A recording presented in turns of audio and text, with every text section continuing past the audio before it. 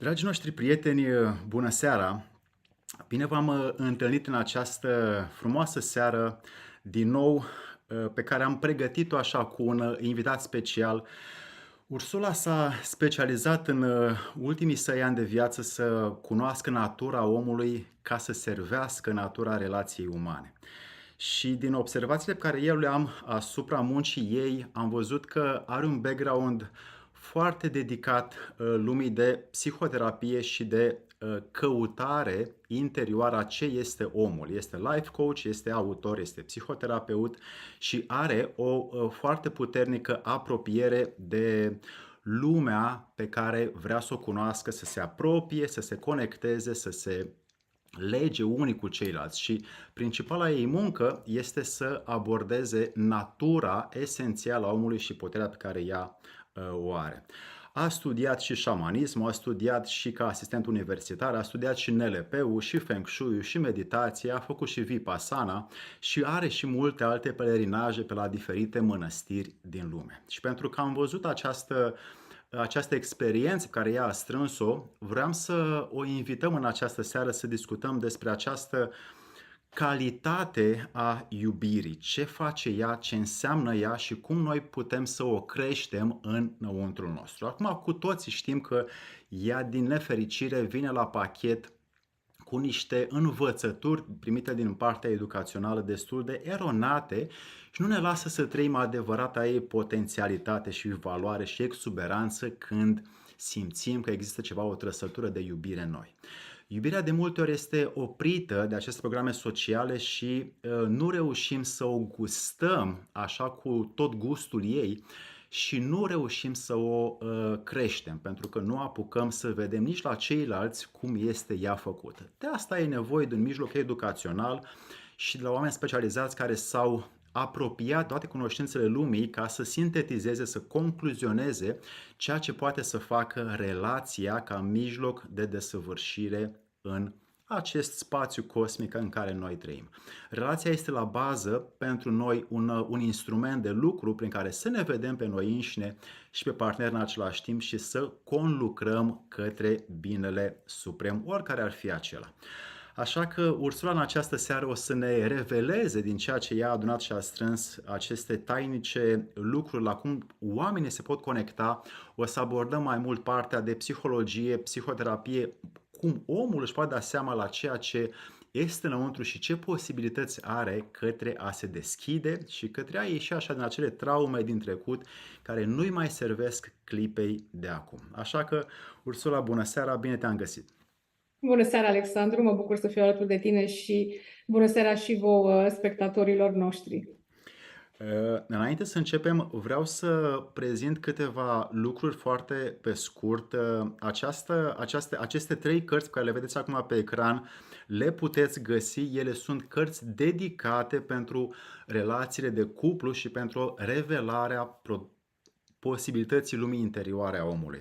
Ele sunt pe site-ul ursulasendler.com sau .ro? .com. Și le puteți găsi acolo. Puterea ta interioară este în două volume, este o relație cu primul volum, un update, în al doilea volum și de asemenea le puteți găsi acolo. Acestea trei le pun așa cumva ca provocare pentru cine vrea să știe exact despre a sa potențialitate interioară. De asemenea, aici pe site, pe ursulaliniuțăsendler.com găsiți și aceste posturi de blog și aceste produse și veți vedea lucruri foarte interesante pe care o să le primiți aici. De asemenea, și în ultimul rând, avem și un canal de YouTube pe care îl puteți găsi cu numele ei aici, cum vedeți exact pe ecran. Iar pentru cine vrea să știe despre această parte a relației mai adânc și ce are el de căutat omul când intră într-o apropiere umană, Ursula vă poate fi ghid, trainer și suport.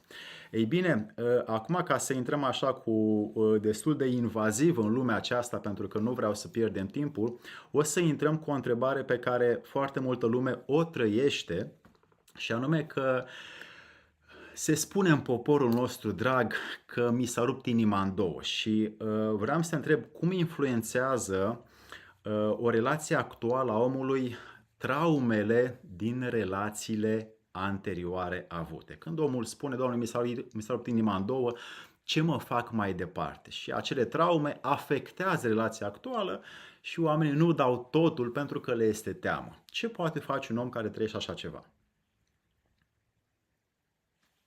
Foarte bună întrebarea, pentru că de multe ori, într-adevăr, în urma unor traume pe care le avem în relațiile noastre, poate chiar din copilărie și apoi pe mai departe, în adolescență și tinerețe, suferim pierderi de diferite tipuri, trădări și așa mai departe, și apoi ne ridicăm mecanisme de apărare, ne ridicăm un zid, în așa fel încât să nu mai trecem și prin astfel de situații. Însă, ideea este că cumva adică ne vindecăm de traumele acestea din relații, dându-ne șanse noi și intrând în noi relații cu persoane de data aceasta compatibile pentru noi.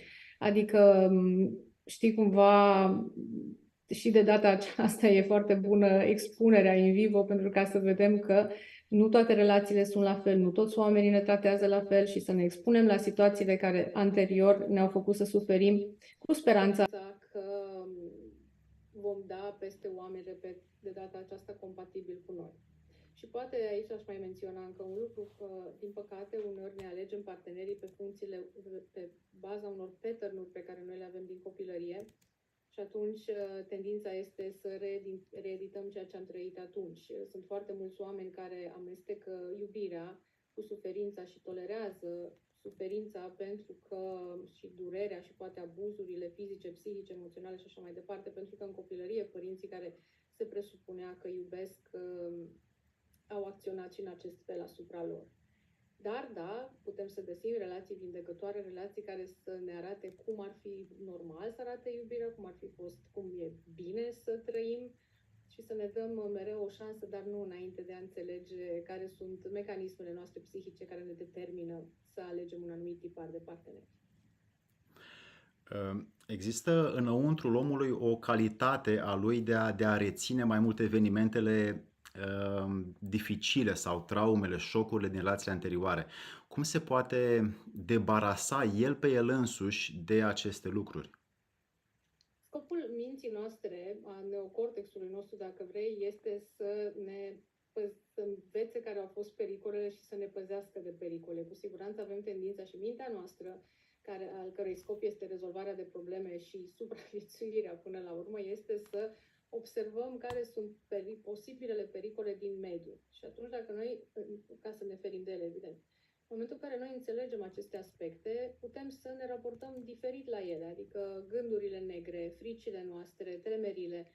Ele sunt toate proiecții ale minții noastre și scopul este unul pozitiv. Însă în momentul în care noi permitem ca fricile și limitările și credințele limitative să înceapă să ne limiteze viața, sigur că asta este o problemă. Deci prin conștientizare, dialog interior și, dacă este necesar, prin foarte mult lucru cu sine, individual, cu un terapeut sau grupuri și așa mai departe.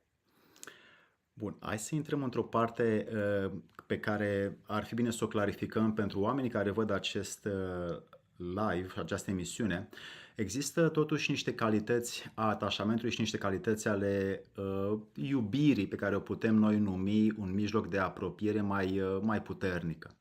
Ei bine, care ar putea pentru tine să fie aceste diferențe dintre zona de atașament, zona de iubire? Cum omul poate detecta în el însuși care e atașamentul și care este iubirea? Ți-aduc aminte că am mai avut această expunere în trecut într-un live de-al nostru anterior și mi-a plăcut foarte mult răspunsul tău, încât am zis că vreau din nou să reîntineresc acest răspuns pentru că știu că merită. Ok, întrebarea ta este cum facem diferența între atașament și iubire. Exact. Atașamentul implică o anumită formă adică frica de a pierde, o anumită formă de dependență, pe când iubirea înseamnă libertate și independență. Adică atunci când suntem atașați de cineva, ne agățăm practic de omul respectiv și în felul acesta, dacă simțim teama de a pierde, posesivitatea, gelozia și lucrurile de acest tip, atunci e vorba probabil de un atașament mai mult sau mai puțin sănătos. Când ajungem la nivelul de iubire, iubirea aceea pe care o descriu și poeții și inclusiv sentimentul acesta uman, psihologic, învățăm un om care poate să iubească este un om care poate să-și gestioneze propriile emoții și propria ființă și îi oferă partenerului său libertatea de a decide ce face cu viața sa. Deci, atașament, dependență, iubirea înseamnă libertate și nu frică. Există în atașament o privire foarte puternică la viitor, la cum o să fie dacă mă părăsești, la cum o să fie dacă se duce cu altcineva, dacă face aia, dacă face aia, și cum ar fi privit asta din punct de vedere al iubirii? Cum spuneam mai devreme, din punctul meu de vedere, iubirea este next level. Ca să ajungem la iubire, e necesar să depășim toate aceste trăiri care provin din frică, gelozie, posesivitate, teama de a rămâne singur, teama de a nu fi, de a nu beneficia în continuare de lucrurile pe care le aduce relația aceea în viața noastră. Deci dacă atașamentul este poate o formă precursoare a iubirii. Există pentru oamenii care sunt în atașament, ei pot recunoaște acest lucru sau doar se gândesc că vine cumva o perioadă când vor ajunge la iubire, sau mai precis să zic, cum un om poate să se detașeze de atașament și să se autoconducă pe el însuși să caute iubirea dacă nu a văzut și nu știe și nu are exemple? Păi, în momentul în care urmărește această emisiune, începe să-și pună întrebări despre, ok, eu ce simt, atașament sau iubire, și începe să sondeze în interiorul său și începe să observe că, într-adevăr, e vorba de foarte multă frică, de teama de abandon, pe care vă spun acum că teama de abandon este a copilului nostru interior, nu a adultului care suntem astăzi, posesivitatea, controlul, neliniștea în momentul în care partenerul sau partenera nu este lângă el. În momentul în care conștientizează o persoană care are astfel de trăiri, din acel moment poate să înceapă să lucreze cu ele și să-și dorească să le depășească. Pentru că de multe ori oamenii funcționează în relații pe baza acestor pattern-uri, cum spuneam, de posesivitate, gelozie, control, teama de a nu pierde, teama de viitor, teama de abandon, de singurătate și așa mai departe, pentru că asta cred că este iubirea, apropo de programele sociale. Dacă nu e gelos sau nu e geloasă, nu mă iubește. Dacă nu mă controlează, înseamnă că nu-i pasă de mine. Și asta este una dintre probleme, faptul că oamenii confundă aceste tipare comportamentale sau atitudinale sau emoționale cu iubirea. Deci o persoană conștientizează și apoi se gândește dacă dorește să le păstreze în continuare în viața sa aceste pattern-uri și apoi, într-adevăr, depășindu-le, într-adevăr, să ajungă la iubire, sau rămânem totuși la acest nivel. Avem o mică situație tehnică. Îmi spune cineva, de fapt mai mulți oameni, că este blocată imaginea din cauza mea și probabil internetul meu este de vină, că sunt într-un loc mai fără bandă bună. O să fac un lucru acum, așa că tu rămâi aici unde ești, deci nu faci nimica. Este încă blocată. Reintrăm acum și să vedem dacă se remediază. Imediat, te rog.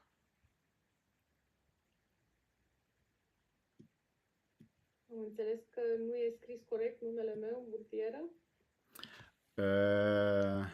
Da, lipsește un N la tine în burtieră. Colega mea probabil l-a omis și îmi cere o scuze pentru asta. Dar voi scrie și voi da numele site-ului și canalul tău de YouTube în coment și în live chat de îndată. Ok. Fără griji. Imediat, deci vreau să refac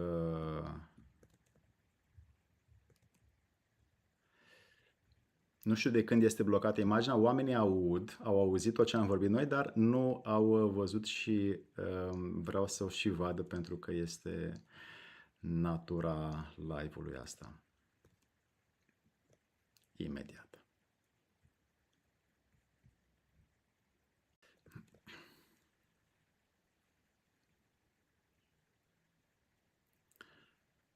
Bun, acum ar trebui să meargă. Vreau să îmi confirmați cine este aici.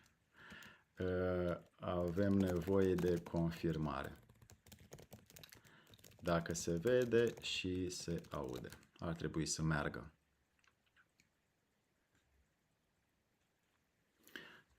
Da, merge. Bun, perfect.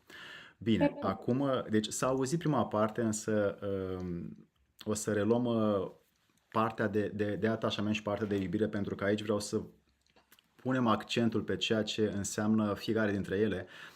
Tu ai menționat această calitate a educației care este destul de precară și oamenii trăiesc foarte mult în atașament și o mai rară privire asupra ceea ce este iubirea, pentru că nu sunt aceste exemple care să ne învețe, domnule, cum să ajungem noi să-l acceptăm întru totul pe celălalt și cum putem să rezonăm cu el în iubire. Și tu ai menționat faptul că gradurile de posesivitate, de gelozie, de dorință de a aștepta de la celălalt tot timpul ceva aparține atașamentului, iar iubirea există un grad de libertate mai ridicat. Dar acum puțin mai adânc aș vrea să ajung. Care ar putea să fie pentru un om dorința de ce să iubească și de ce să ajungă el la un nivel de mai înalt de trăire dacă nu știe ce este aia? Pentru că în atașament există un program care rulează foarte clar și așa a învățat, așa face și așa va face, pentru că nu percepe care ar putea să fie o latură mai înaltă a trăirii, așa atunci când îi tremură carnea pe el de bucurie că trăiește. Cum poate un om să ajungă dintr-o stare de atașament într-una de a lansa în orbită iubirea? Primul lucru care îmi vine în minte este maturizarea psihică și emoțională, pentru că în momentul în care încă suntem tributari trăirilor, emoțiilor, felului de a percepe lumea de la o vârstă anterioară de dezvoltare, cu siguranță că suntem destul de egocentrici, destul de egoiști. Iar ca să transcendem egoismul, egocentrismul și să ajungem într-un altruism sănătos, ecologic, avem nevoie de această maturizare psihică și emoțională de care vorbim. Ce înseamnă pentru tine un om care este, din punct de vedere matur, ce înseamnă pentru tine un om care este matur din punct de vedere emoțional? Este imun și la laude și la critici. Exact. Este autonom, își alege singur emoțiile, adică are o inteligență emoțională ridicată, are o inteligență socială ridicată, o inteligență interpersonală ridicată, așa la modul foarte laic, nu am lucrurile la modul personal, are capacitatea de empatie, capacitatea de a îi înțelege pe alții, de a vedea lucrurile și din diferite puncte de vedere. Are capacitatea de a avea poate chiar și emoții amestecate în ceea ce privește un subiect sau altul. Adică a fi matur emoțional înseamnă practic să fii stăpân pe mintea ta, pe viața ta, să simți că ești un individ autonom din toate punctele de vedere. Cum se vede lipsa de maturitate emoțională în cuplu? Dacă, de exemplu, îi privim pe cei doi din afară, cam cum s-ar vedea? Învinovățirea reciprocă, constantă, așteptările nerealiste, uneori chiar neexprimate, în ideea în care dacă mă iubește ar trebui să-mi citească gândurile, nu? Învinovățirea în sensul în care din cauza ta mă simt așa și așa și așa. Astea sunt primele lucruri care îmi vin în minte. Îndreptățirea, mie mi se cuvine doar pentru că ai spus că mă iubești și din acest moment viața ta mi-aparține. lucruri de genul acesta, copilării, într-un fel sau altul. Dar, da, în jurul acestor lucruri se învârte imaturitatea psihică și emoțională. Și apoi, din nou, nevoia de control, posesivitate, unde ai fost, cu cine ai fost, de ce ai fost, de ce nu-ți petrești tot timpul cu mine, egocentrismul acesta de care eu tot vorbeam, ca și cum în momentul în care suntem într-o relație, persoana cealaltă ne aparține. Acestea sunt semne de imaturitate cele mai frecvent întâlnite într-o relație, nu? Ai ochii de vultur ca să vezi asta. De ce? Pentru că ești capabilă să distingi sau să filtrezi foarte repede care sunt relațiile sănătoase de cele mai puțin sănătoase și să contribui în viața celor care sunt într-o relație mai puțin sănătoasă, chiar cu una toxică, probabil. Da, absolut, doar că faptul că văd eu este una important, ar fi să înceapă și oamenii să poată să se perceapă, să se vadă pe sine și să-și afle în ce tip de relații trăiesc. Uite, despre asta o să discutăm acum, această incongruență interioară, când, de exemplu, una spune și alta face. Eu spun că, uite, ne vedem la ora 21 și nu merge ceva din cauza internetului meu.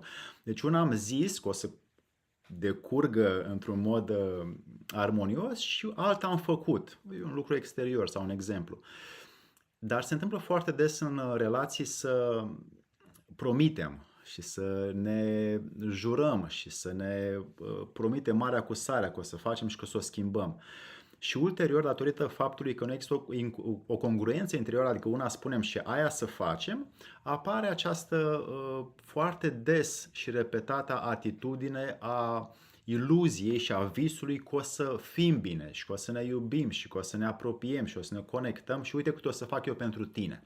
Și evident că acest lucru sunt doar niște cuvinte în vânt care vreau să le discut cu tine. Cum un om care are acea exuberanță, să spun, în primele 3, 4, 6 luni de relație în care efectiv simte să mute munții din loc și că energia aia promite foarte mult, chiar cere în căsătorie pe cineva, chiar își asumă foarte multe lucruri, dar ulterior energia aia așa dispare pe măsura timpului petrecut lângă cineva. Pentru că el nu se poate vedea pe el însuși, cum poate să se ajungă din incongruență în congruență? Adică una spune, domnule, aia face. Nu este neapărat vorba despre o incongruență, este vorba de faptul că în momentul în care suntem îndrăgostiți, vedem lucrurile distorsionate. Așa, exact asta. Ia să Adică vedem. este ca și cum, mă gândesc că foarte multă lume știe asta, că e ca și cum suntem inundați de tot felul de stări, ca și atunci când suntem sub efectul cocainei, de exemplu, sau alcoolului, sau mai știu eu ce. Și atunci, evident că vedem lucrurile dintr-o altă perspectivă, pentru că realitatea noastră este distorsionată și avem impresia că ceea ce simțim în acel moment vom simți și peste câtva timp, în ani și așa mai departe. Dar asta nu se întâmplă în realitate, poate chiar în povești, dar noi nu știm pentru că nimeni nu ne spune ce se întâmplă după ce s-au căsătorit, nu? Și au trăit fericiți până la adânci bătrâneți. Cred că orice relație, dacă trece cu bine de etapa de îndrăgostire și ajunge prin compatibilitate și prin viziune comună și valori comune la iubire, poate să fie una stabilă în timp. Dar ce m-ai întrebat tu ai spus tu că e vorba de o incongruență. Nu este o incongruență, adică e un moment în care am avut o anumită stare, am făcut anumite promisiuni, în momentul în care mi s-a schimbat starea sau văd lucrurile cu mai multă claritate, nu mai pot să susțin ceea ce am promis atunci. Și cumva, cred că ar fi bine să avem înțelepciunea necesară atunci când cineva știm că e îndrăgostit de noi sau noi suntem îndrăgostiți de cineva, să nu facem promisiuni sau dacă o facem să știm că e mai mult o joacă și că avem nevoie de mult mai multe date ca să putem într-adevăr să vedem dacă putem să le susținem și dacă asta vom simți într-o manieră autentică atunci când îndrăgostirea dispare. Da, dar într-un moment ca acela unde exuberanța chimică e foarte puternică, omul nu poate să gândească la un asemenea lucru de responsabilitate interioară și efectiv are în ele energia, entuziasmul să-și asume, să promită și să viseze la ceva mult mai departe, mult mai înalt, mult mai puternic. Și Da, pe foarte moment, frumos. te rog. Da, nu, spuneam că dacă n-ar fi așa, n-ar mai exista atâtea cântece de dragoste și atâtea filme de Hollywood romanțate, nu? Adică e o trăire umană frumoasă, perioada aceea când suntem îndrăgostiți, doar că dacă am putea să înțelegem că nu e real, nu neapărat e real ceea ce simțim atunci, cred că ne-ar fi mult mai ușor să gestionăm dezamăgirea sau frustrările ulterioare.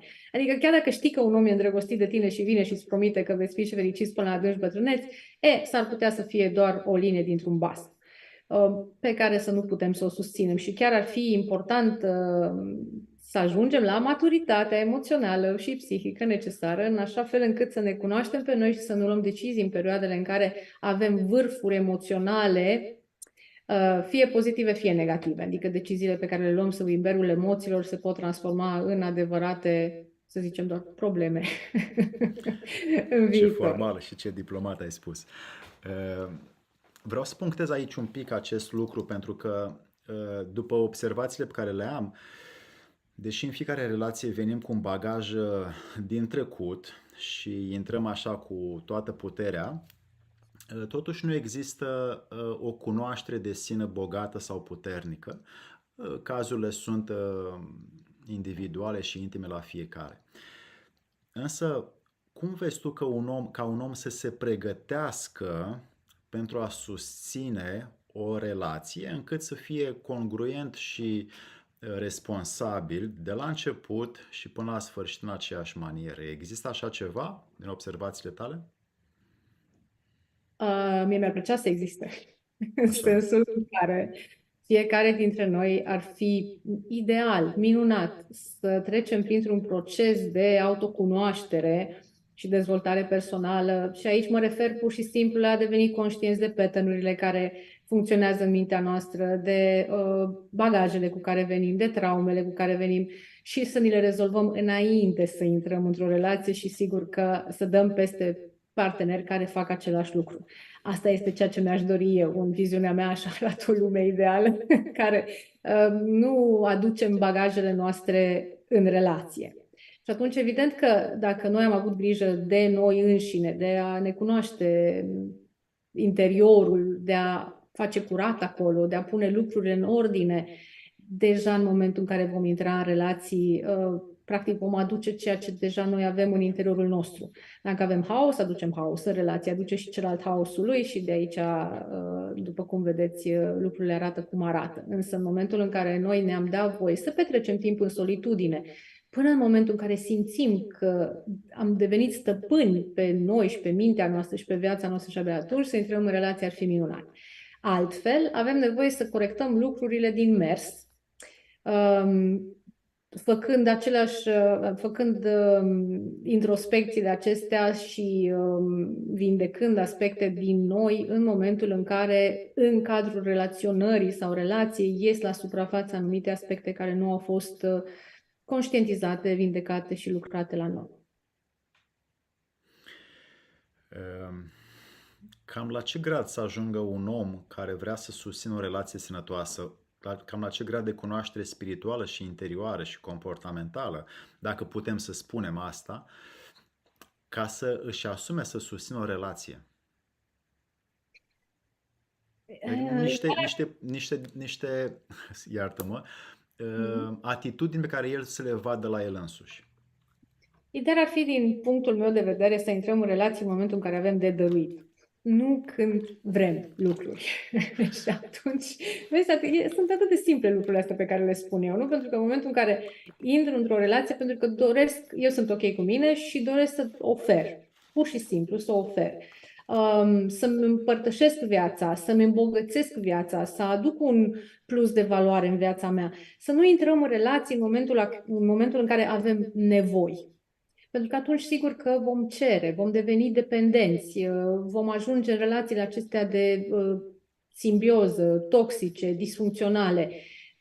Pe scurt, răspunsul este să intrăm într-o relație în momentul în care simțim că avem de oferit, nu că cerem, sau acesta să fie primul lucru. Acum, să nu mă înțelegeți greșit, nu sunt vreo idealistă, înțeleg perfect că intrăm în relație și pentru că avem diferite nevoi și dorințe.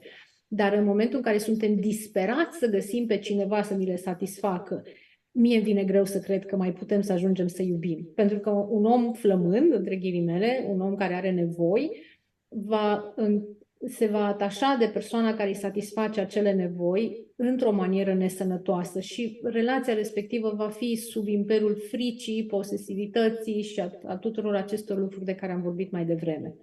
Adică e normal să existe o interdependență în cuplul nostru, să fim parteneri și să lucrăm împreună chiar la bunăstarea reciprocă, dar nu să intrăm din poziția aceasta de dăm, făm, bagăm în seamă, că dacă nu mă decompensez.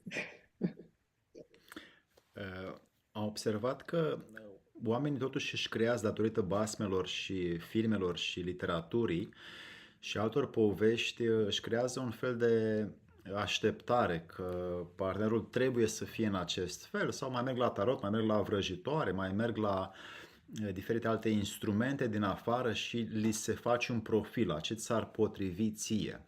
Și cumva stă mintea atârnată de acest ideal foarte mult timp și dacă cineva apare în relație care este diferit față de acea iluzie creată, de acel pattern creat, omul nu se implică suficient sau total în ceea ce a apărut, în ceea ce a venit către el. Cum poate să gestioneze acest lucru? Adică tu îmi spui că există un pattern format de altcineva și noi căutăm cumva arhetipul acesta de, nu știu, salvator, prinț, tată.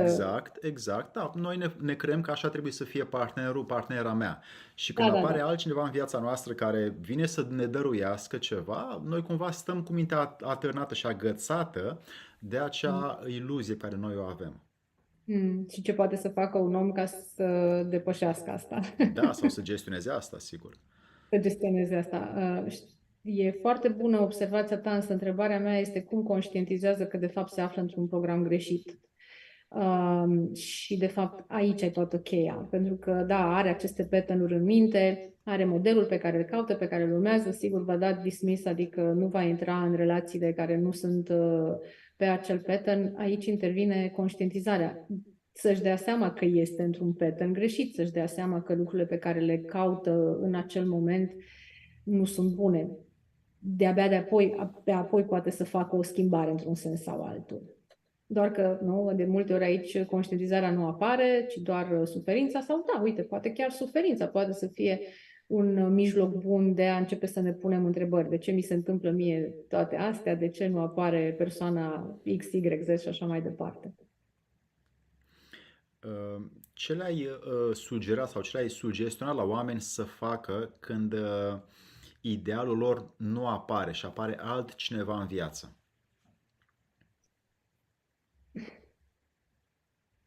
Răspunsurile sunt aceleași, adică e necesar ca noi să începem, uite, prin experiențele pe care le avem cu diferite persoane, să începem să conștientizăm ce ne place, ce nu ne place, dacă ceea ce ne place corespunde dorințelor noastre ca adult sau nevoilor noastre copilărești, infantile. Pentru că de multe ori oamenii intră în relații căutând satisfacerea unor nevoi din frageda pruncie.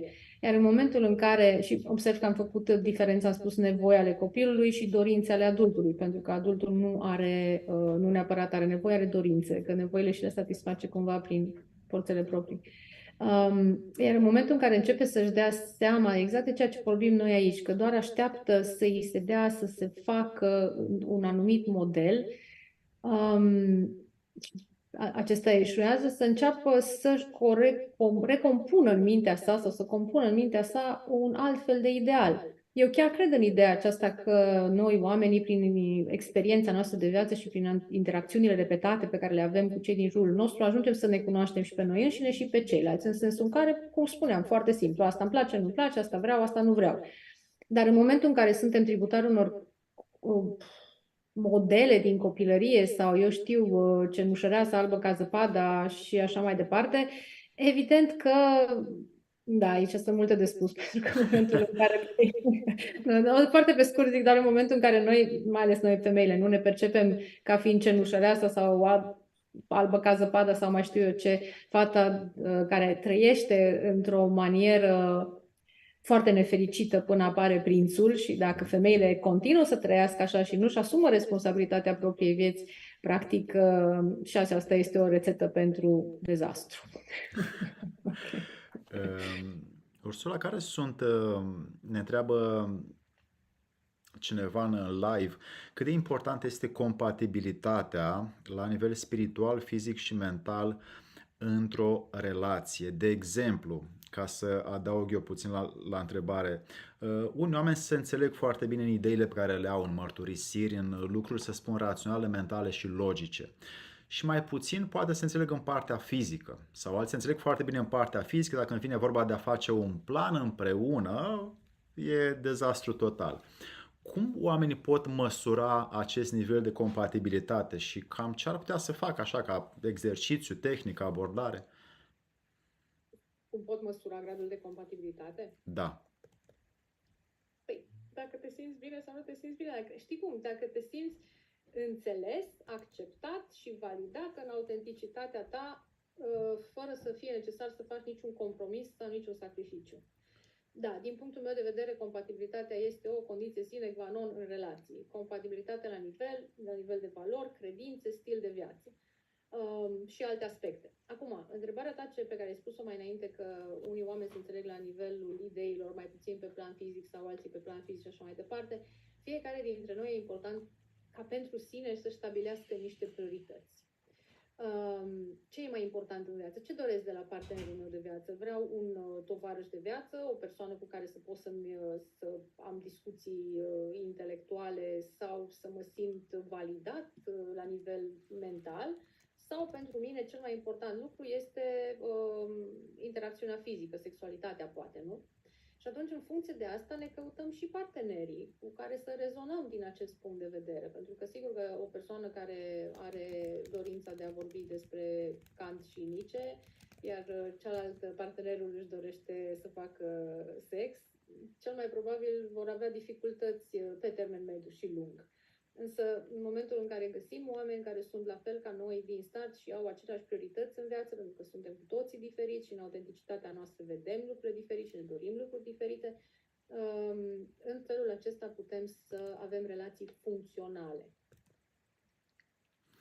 Am răspuns la întrebare? Da.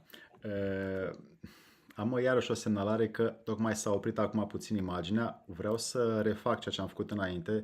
Tu rămâi unde ești, nu faci nimica, doar eu o să refac imediat și...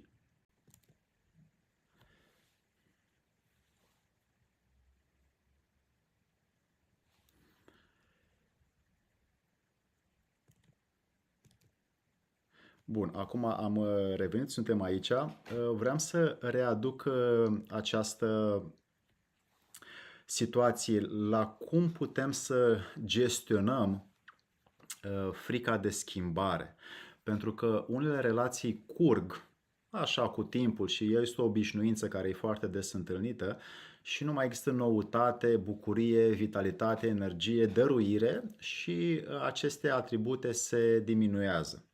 Ei bine, apare poate în unul dintre ei o dorință să facă o schimbare și îi este teamă la cum o să răspundă celălalt, la cum o să se simtă celălalt, la ce efecte vor fi. Și această iluzie că celălalt o să aibă acest efect îi oprește să facă ceea ce își doresc să facă. Și această frică de schimbare este foarte răspândită.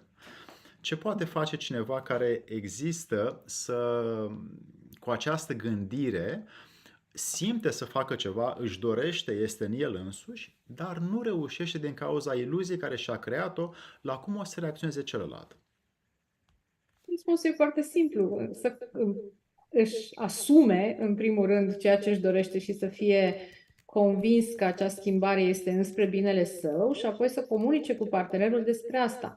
Pentru că într-o relație în care există iubire, partenerul cel mai probabil că îl va susține necondiționat, chiar dacă pentru partener asta înseamnă o schimbare, cum spui tu, sau chiar și o pierdere. Pentru că de la începutul emisiunii am stabilit că iubirea înseamnă libertate.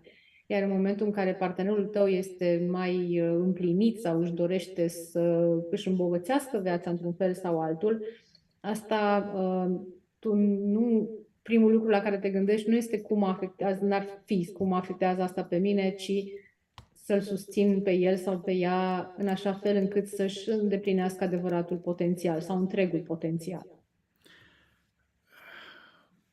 Cunoști cupluri în viața ta reală care să lucreze către această idee, să-l servească pe partener să-și îndeplinească potențialul său interior?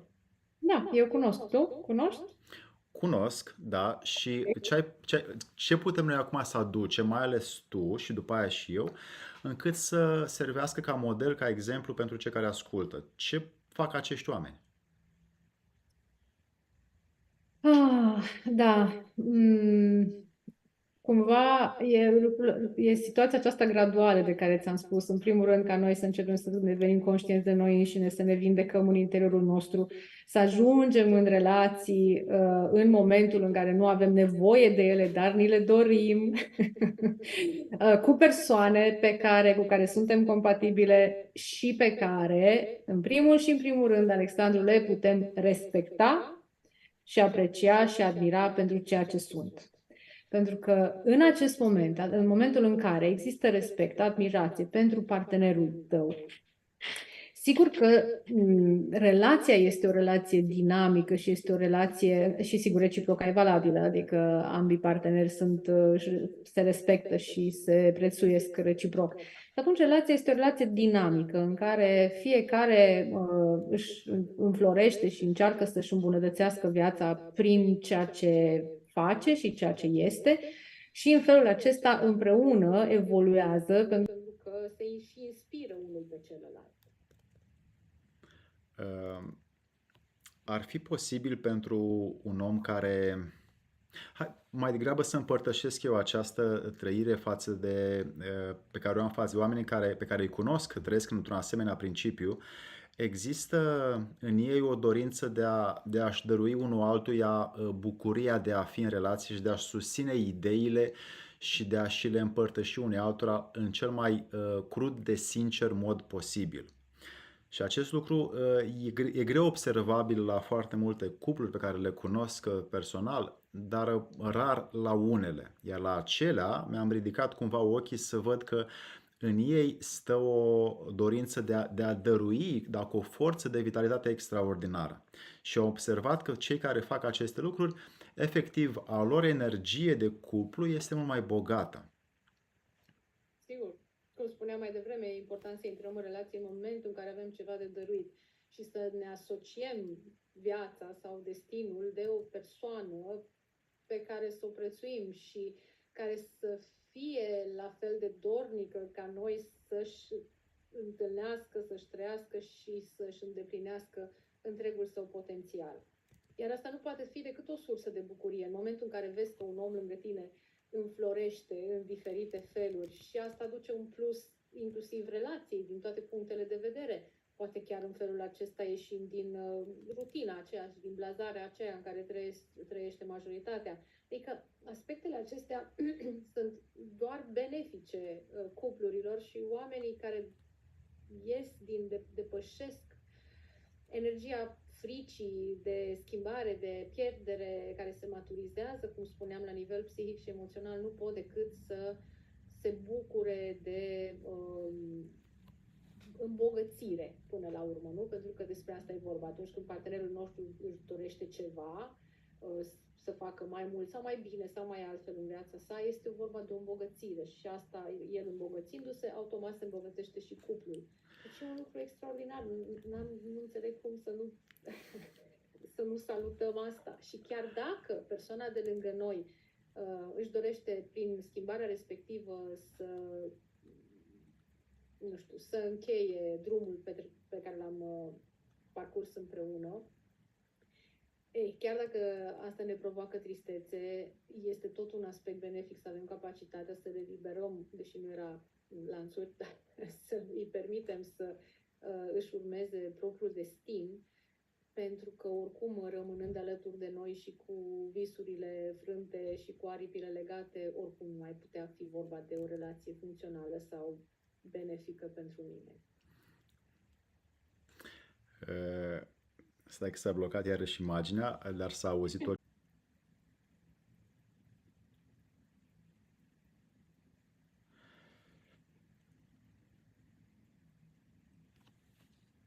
Bun. Am revenit.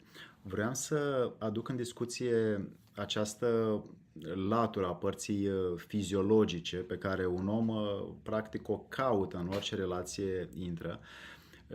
Care ar trebui să fie criteriul de selecție ca omul să aibă compatibilitate sau să aibă apropiere constantă, fără să mai se ducă pasiunea în timp și fără să mai scadă nivelul de energie în partea sexuală, încât să facă din cuplu o relație de constantă de energie pentru a reuși omul să aibă suficientă capacitate să facă tot ceea ce își dorește în viață. Pe scurt, Aha. pe scurt, cum poate să lucreze sau să gestioneze această parte de așteptare a naturii sexuale, cum poate să o crească, cum poate să o dezvolte, încât să îi folosească ca instrument către o viață mai bună, mai productivă, mai eficientă, mai puternică. Mm.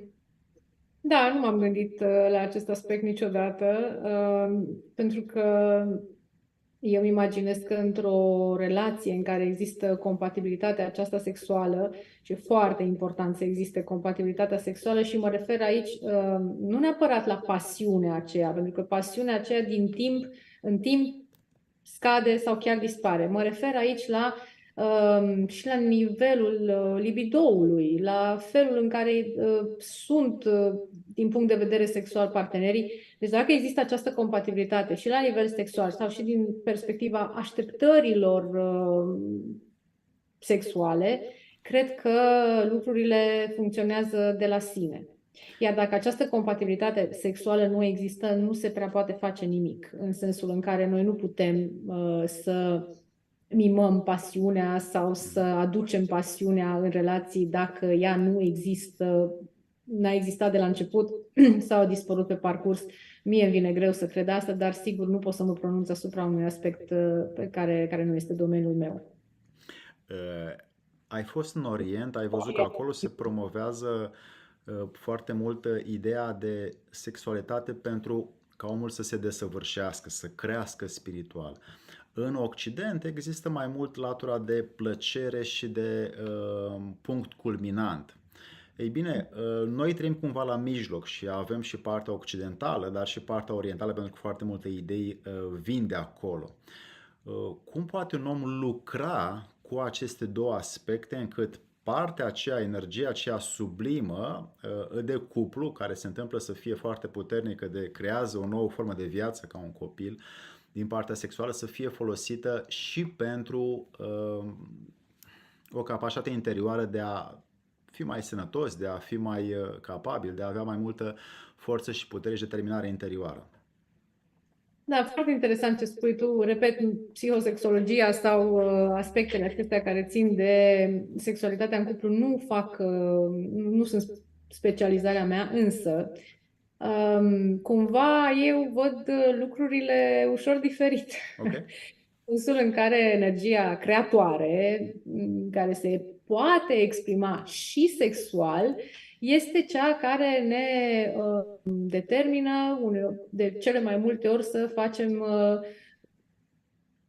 și mă refer la faptul că mari artiști au sublimat în acest fel energia sexuală și au transformat-o în opere de artă de diferite tipuri, muzică, sculptură, pictură, artă în diferite feluri.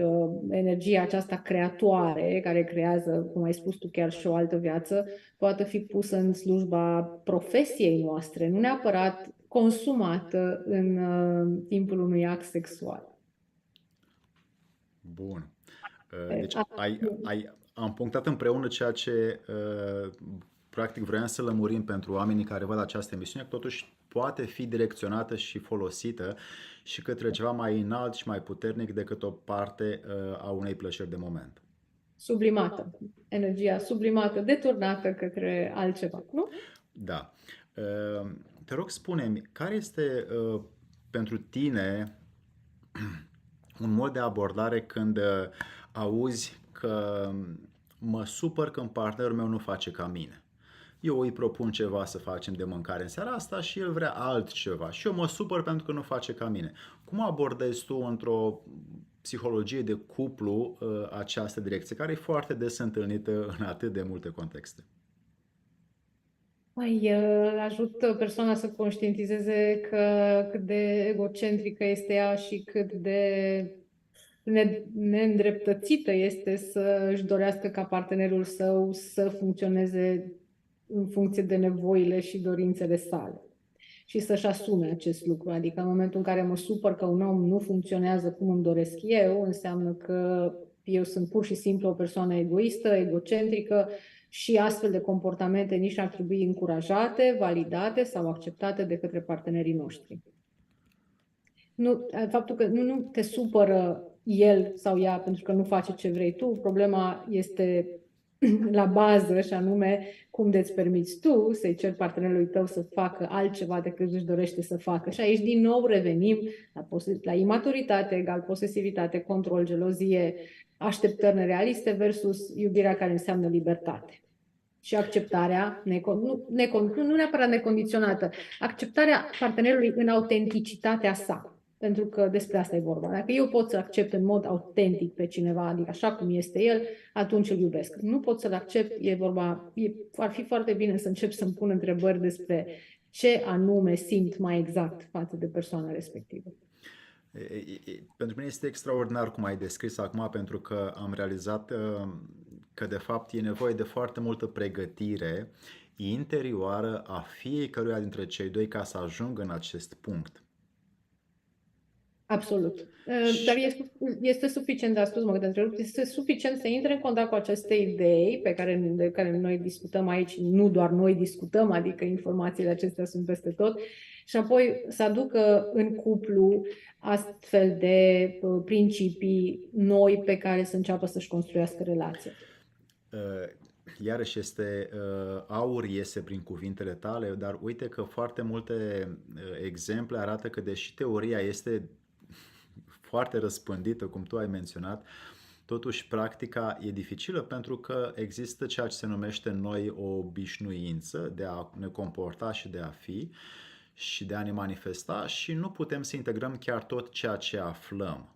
Pentru că foarte multe idei survin așa în mintea noastră, uite ce lucru interesant a spus, am aflat ceva nou, dar după aia cum să o integrez, când să o integrez, dacă eu sunt un pachet de repetiții și de obișnuințe și de imitații pe care o viață întreagă, să spun 40 de ani de viață, i-am făcut. Acum întrebarea este când voi face schimbarea ca să-l accept pe celălalt cum este el și să facă această teorie să fie într-adevăr practică sau muma practicii ca să-mi servească și mie, dar și partenerului. Când se poate face această schimbare dinăuntru?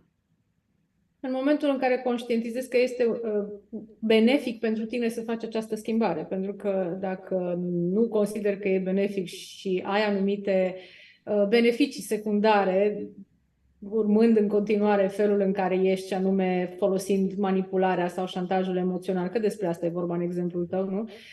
Pentru a condiționa comportamentul partenerului, cel mai probabil că nu vei fi dispus să lucrezi la tine și să schimbi, cum spuneai tu,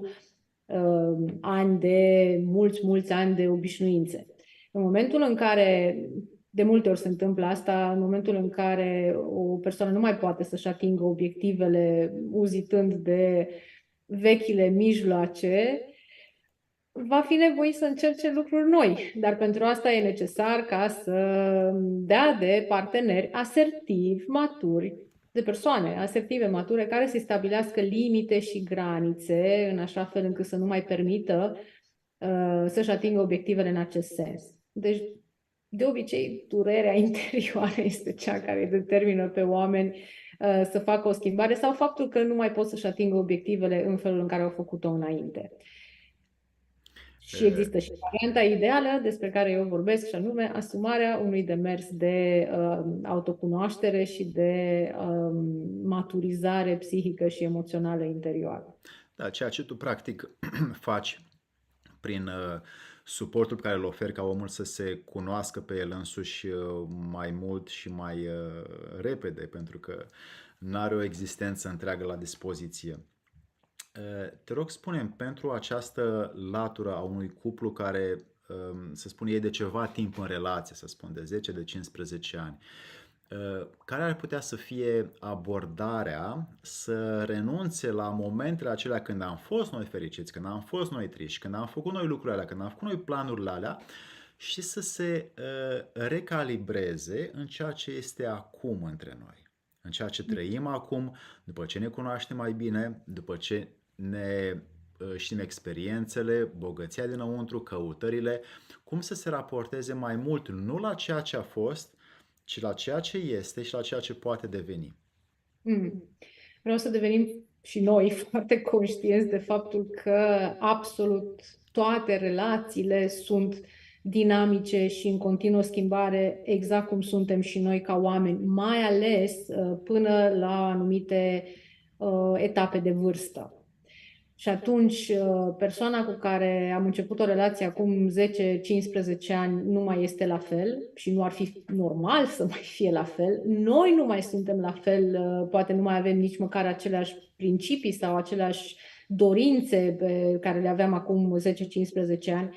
Și e bine ca noi să începem să devenim conștienți de felul în care ne-am schimbat noi sau am evoluat sau de felul în care ne dorim să ne schimbăm cursul în viață pe mai departe, să facă și partenerul același demers și apoi să stăm împreună, să vedem dacă drumurile noastre sunt în continuare, merg în aceeași direcție sau și cum putem să ne ajutăm mai bine reciproc în așa fel încât să ajungem la destinațiile dorite, sau am evoluat diferit și atunci fiecare să plece pe un alt drum pentru ca să nu ne chinuim reciproc, să încercăm să ne ținem într-o relație în care nu ne mai regăsim. Pentru că, repet, ceea ce voiam eu acum 10-15 ani poate să nu mai aibă absolut nicio relevanță pentru persoana care sunt astăzi. Poate pur și simplu pentru că mi-am atins acele obiective sau pentru că nu mai rezonez, că sunt într-o altă etapă de vârstă și nu mai rezonez cu ceea ce simțeam atunci că este important.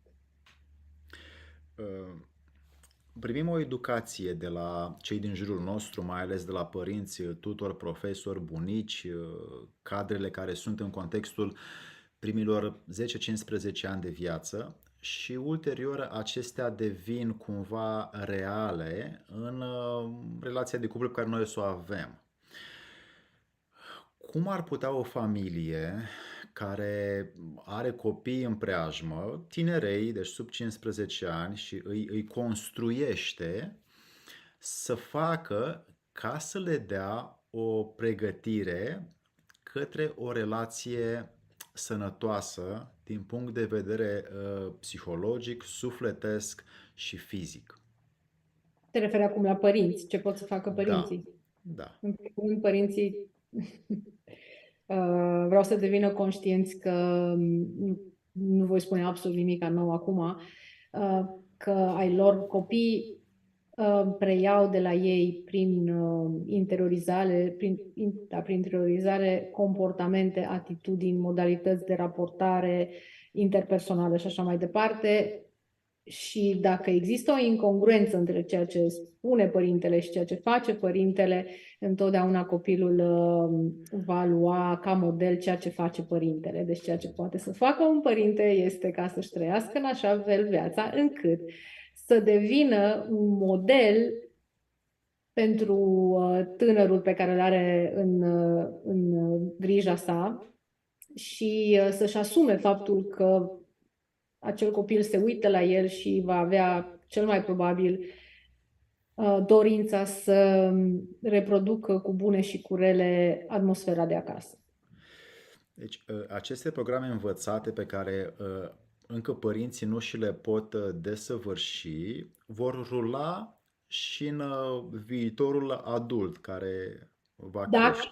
Dacă acel adult nu va trece printr-un proces de conștientizare, cum spuneam, și procesul acesta de conștientizare pe care ar trebui să ar fi bine ca fiecare dintre noi să-l facem la o anumită vârstă, ar însemna ca să, odată ce pășim în viața aceasta de adult, să începem să ne uităm în interiorul nostru, să vedem ce bagaje purtăm, cine mi s-a spus că sunt, ce mi s-a spus că trebuie să fac sau să nu fac și hai să vedem câte din lucrurile acestea pe mine mă susțin cu adevărat în drumul pe care eu mi-l doresc în viață sau de fapt mă împiedică. Părinții noștri au făcut ce au putut și ei la rândul lor programați de modelele pe care le-au în rândul lor. Nu vorbim aici de vinovați. Noi vorbim pur și simplu de faptul că ei au făcut ce au putut, ne-au pus în traistă, să zicem, anumite. Și în momentul în care noi plecăm de acasă, în traista aceea noastră, e important să vedem, poate sunt lucruri care nu sunt bune, poate sunt stricate, poate sunt lucruri care nu ne plac, care nu rezonează cu autenticitatea noastră. Și dacă fiecare dintre noi ar face asta, și asta nu înseamnă o lipsă de iubire sau de loialitate față de părinții noștri, pentru că nu despre asta este vorba, ci să înțelegem că noi nu suntem copii minimi, știi, ai părinților noștri și ne-ar trebui să fim, pentru că atunci ar fi o pierdere mare din perspectiva diversității umane, nu? Și să mulțumim pentru lucrurile bune pe care ni le-au dat și să le înlocuim pe cele de care nu avem nevoie cu altele pe care noi le descoperim prin noi înșine în viața noastră. Există acum în lumea în care suntem digitalizați atât de multe metode de distragere de la o relație sănătoasă încât omul este asaltat zi de zi când deschide social media că altceva poate să fie. Pot să mă bucur cu altcineva, pot să călătoresc cu altcineva, pot să fac 1001 de lucruri ca iluzii inițiale și ulterior ca niște dorințe care se înfăptuiesc în mintea omului și energia aceea care și-o creează în minte nu mai acordă suficientă atenție relației pe care deja o are. Ei bine, această malformație, să spun, de atitudine a lumii digitale care influențează omul, vine și îl debarasează pe om de ceea ce are în față și creează o posibilitate către ceea ce poate să facă în viitorul apropiat. Un om foarte rar observă acest proces decât dacă este foarte practicant în treburile lui interioare și observațiile sale de sine, poate observa că alocă din ce în ce mai puțină energie ființei din față pe care o are în relație. Ce poate să facă, adică îmi pun așa întrebările ca un învățăcel care și eu vreau să știu din experiența ta, din observațiile tale, ce poate un om să facă care observă că se află cu mâna pe telefon și vrea să vadă ce mai fac alții, ce posibilități mai sunt ca să mai ies și în oraș, să mă distrez sau să cunosc alte ființe. Și pur și simplu faci glisează telefonul și îi scrie unuia sau uneia și uite, hai să ne vedem de seară. Și atunci nu mai am suficientă disponibilitate să ofer ce am acum celui din fața mea și mă îndrept încet către o atitudine mentală să mă duc cu altcineva. Cum vezi din studiile tale aceste lucruri? Din punctul meu de vedere, lucrurile stau ușor diferit. În momentul în care eu iau telefonul și încep să mă gândesc că vreau să ies cu altcineva, înseamnă că undeva în mintea mea există un, să zicem, divorț emoțional sau de altă natură de partenerul meu și asta este un semnal de alarmă că lucrurile nu funcționează dintr-un motiv sau altul. Acum, sigur că pot direct să sar într-o altă relație sau să cred că cu altcineva va fi mai bine și să încep să-l caut pe acel altcineva, sau pot să văd dacă relația noastră mai are resurse ca să continue. Adică în momentul în care noi începem să căutăm într-o manieră asiduă sau să ne începem să ne facem proiecții despre cum va fi viața mea de minunată cu altcineva sau în alt context, înseamnă că prezentul nu mă mulțumește. Și e important să vedem de ce se poate face, dacă se poate face ceva și apoi să comunicăm și să ajungem la o nouă dinamică între noi dacă ne mai dorim asta. Dar ăsta este un semnal, adică din punctul meu de vedere, în momentul în care tu ești într-o relație în care ești ok și îți dorești relația respectivă, nu-ți faci astfel de proiecții și nici nu cauți să scapi de acolo sau să fugi de acolo. Așa este și susțin întru totul ceea ce ai spus, dar uite că cumva se infiltrează ca șarpele din povestea lui Adam și Eva, se infiltrează stimuli care vin pe această cale digitală foarte subtil și omul nu-și dă seama că de fapt a fost prins într-o plasă a minții sale că poate să aibă acces rapid la o altă relație, cumva în afara relației pe care o are. Și atunci începe să se debaraseze de ceea ce poate să dăruiască în relația pe care o are. Eu cred că dăruim atunci când simțim să o facem. Dacă nu mai simțim să dăruim, asta este un semnal de alarmă. Adică nu putem să continuăm să dăruim dacă noi nu mai simțim să o facem. Și sigur că aici e o dinamică, nu între parteneri, și se potențiază reciproc unul pe celălalt sau își iau, nu știu, puterea, ca să zic așa, reciproc. În momentul în care simt să dăruiesc, o fac pentru că probabil la rândul meu mă simt cu rezervoarele pline și mulțumit și de mine însumi și de partener. Din păcate, eu cred că distracțiile acestea sau distragerile acestea care există și există, pot să-i afecteze sau pot să găsească unda aceasta de intrare în psihicul omului doar în momentul în care acolo există o problemă sau mai multe. Pentru că nu poți să distrugi până la urmă oricât ai vrea o relație care are fundamente sănătoase și resurse și așa mai departe, că este ca o cetate, este impenetrabilă. Nu există lucruri care să o distrugă. În schimb, în momentul în care apar aceste fisuri de care vorbeam, de fapt tu vorbeai despre fisurile acestea, de pe acolo pot să pătrundă și astfel de soluții ca rezolvarea a problemelor interioare ale persoanei respective. Iar dacă apar aceste lucruri și noi începem să le discutăm, uite, eu simt că visez să fiu cu X, Y și Z și că, eu știu, hai să vedem, știu că e dureros să ai o astfel de discuție, dar până la urmă e important să nu ne ascundem după deget, nu? Și să purtăm această discuție cu partenerul nostru, să vedem ce s-a întâmplat, cum s-a ajuns aici, pentru că există posibilitatea ca, din păcate, în cel mai rău scenariu posibil, drumul nostru pur și simplu să se fi încheiat și în mod automat, natural și să ne dorim să o luăm pe o altă cale. Sau poate sunt pur și simplu probleme minore de comunicare. Eu am întâlnit foarte multe cupluri care ajung, de exemplu, la terapie de cuplu și ei au impresia că sunt, nu știu, vor să se despartă, să divorțeze și așa mai departe, însă e vorba doar despre niște aspecte punctuale de lucrat, poate că unul dintre ei sau amândoi au nevoie de această maturizare psihică și emoțională despre care vorbim, poate că au nevoie de a începe să vadă lucrurile și dintr-o altă perspectivă, de a învăța, cum am spus mai devreme, să comunice într-o manieră autentică, non-conflictuală, asertivă. Chiar în momentul în care oamenii învață să comunice și nu mai fac presupuneri, nu mai au așteptări, nu mai sunt egoiști, lucrurile se schimbă miraculos și se redescoperă într-o formă nouă, superioară. Dar dacă nu a existat compatibilitate sau dacă obiectivele de la începutul relației poate au fost atinse și poate nici nu erau atât de mărețe, nu? Pentru că de multe ori, Alexandru, trebuie să fim sinceri că oamenii intră în relații și pentru o nevoie de moment sau din teama de a nu fi singuri. Ok, intră în relație, problema aceasta s-a rezolvat, nu mai suntem singuri, însă ne dăm seama de multe alte probleme care există între noi și care ne duc în direcția în care să ne simțim mai rău în relație decât singuri.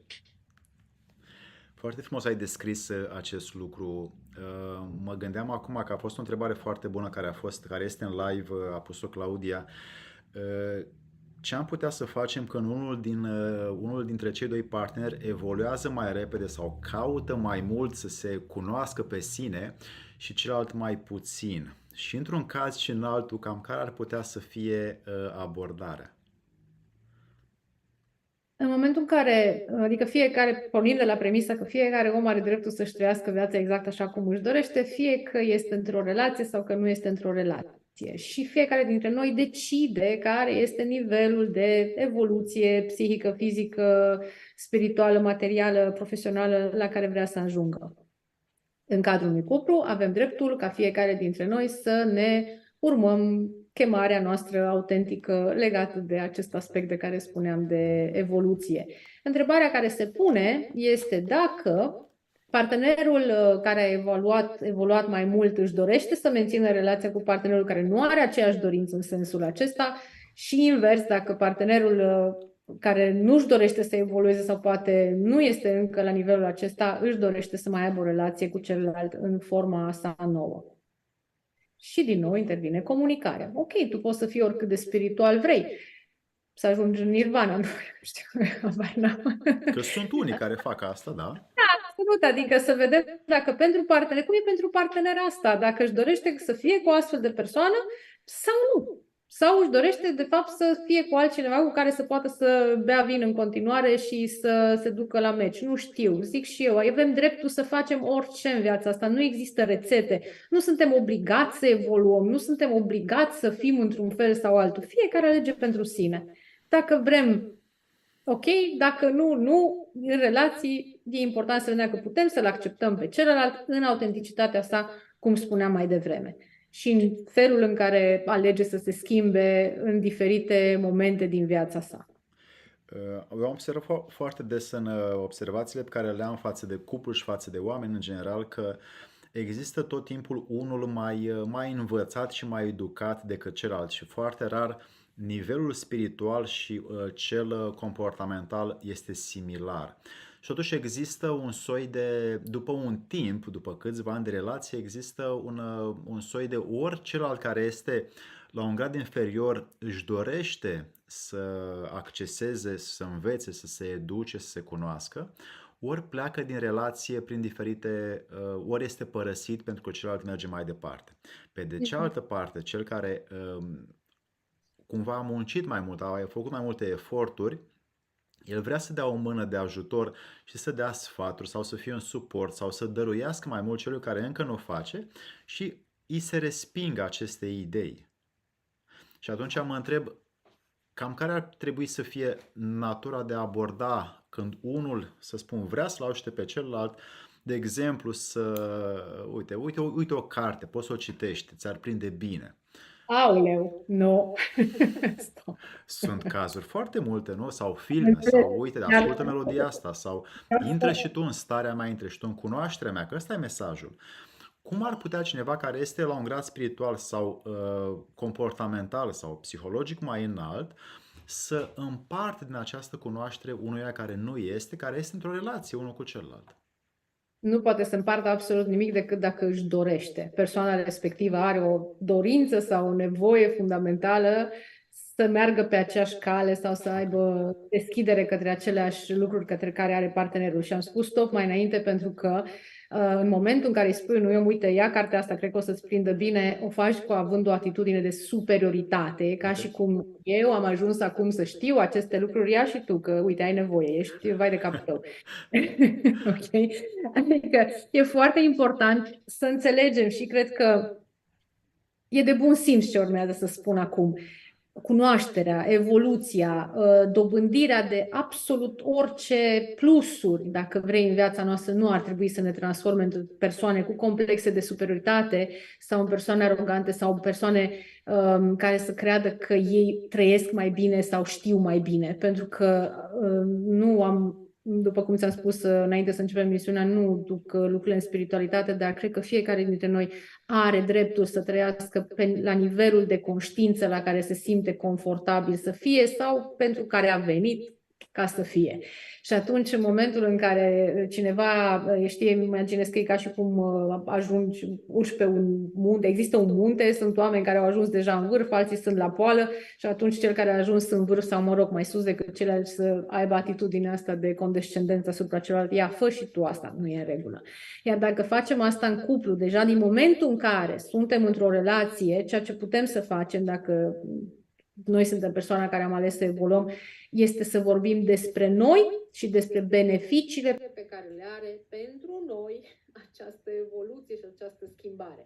Pentru mine am făcut asta și mă face să mă simt așa. Este alegerea ta dacă faci și tu. Dacă eu încep să mănânc sănătos sau să fac sport sau să studiez, habar n-am ce. Asta e pentru că eu îmi doresc, există o pornire și o dorință autentică în mine. Dacă vezi tu că mie mi-e bine și vii și mă întrebi, Ursula, cum ai făcut? Că văd că pentru tine e ok, pot să-ți spun. Dar înainte ca tu să ceri, eu n-am niciun drept să intervin în viața nimănui, nici măcar în viața partenerului meu, decât, repet, și mă repet, reiterez de nenumărate ori, dacă îmi cere. Okay. Sunt un model, pot fi un model, poate să se inspire din asta, dar nu cu forța. Și știi, iarăși, aici începem să vorbim în ceea ce ai descris tu ca model, de o formă de egocentrism. Eu am ajuns aici, fă și tu asta ca să vii lângă mine. N-am dreptul să fac așa ceva. Dacă tu vrei să rămâi acolo, sigur, putem vorbi despre asta, îți spun de ce fac eu, ce beneficii mi-aduce mie. Iar dacă tu alegi, da, ok, și eu merg și eu la cursurile alea, vreau și o să citesc cărțile alea, foarte bine, sunt alături de tine. Nu, e dreptul tău și apoi, sigur, decidem în continuare dacă vrem să rămânem într-o relație sau nu, respectându-ne fiecare dintre noi și reciproc autenticitatea. Ai oferit foarte mult în această seară și ai dăruit foarte mult din observațiile și munca ta și pentru asta vreau să-ți mulțumesc și să fiu recunoscător pentru faptul că ai putut să împarți și față de mine și față de oameni care ne-au urmărit și vor urmări această emisiune mai departe. Este foarte multă valoare pe care eu pun preț și cumva încadrez într-un tablou această practică pe care tu ai deschis-o în această seară, pentru care un om într-o relație ar trebui să o trăiască în el însuși, fiind, cum ai spus, un exemplu pentru celălalt. Aș vrea să-ți mulțumesc din toată inima pentru ceea ce ne oferi și oferi oamenilor și mai departe, fă ceea ce faci și mai bine și mai mult și cu mai multă dăruire, pentru că ești pe drumul cel bun și observ că ai strâns atât de multe lucruri care poți să le dăruiești mai departe tuturor și pentru aceste lucruri eu îți mulțumesc și te felicit pentru ceea ce faci. Eu îți mulțumesc, Alexandru, îți mulțumesc pentru invitație și te felicit și îți mulțumesc și pentru inițiativa pe care tu ai de a face aceste live-uri cu oameni despre care tu consideri că au ceva valoros de adus societății sau semenilor în general, în particular. O seară bună, îți doresc. Da, dragi prieteni, mulțumim foarte mult. Am lăsat mai devreme site-ul lui Ursula Sandler pe live. O să pun și în coment sub video și veți găsi acolo mai multe detalii despre canalul ei de YouTube, cât și despre site. Puteți găsi și cărțile și mai multe detalii în aceste linkuri care urmează să le punem. Așa că vă mulțumim pentru această seară. Ne cerem scuze de aceste situații un pic tehnice, că nu s-a putut vedea chiar totul, dar sper să fiți îngăduitori și să vă rezumați la partea pe care noi am trăit-o și am dăruit-o pentru voi și să mergem mai departe, să ne construim unii pe ceilalți în cel mai înălțător mod posibil. Ursula, îți mulțumesc foarte mult, dragi prieteni, mulțumim foarte mult! Mulțumesc!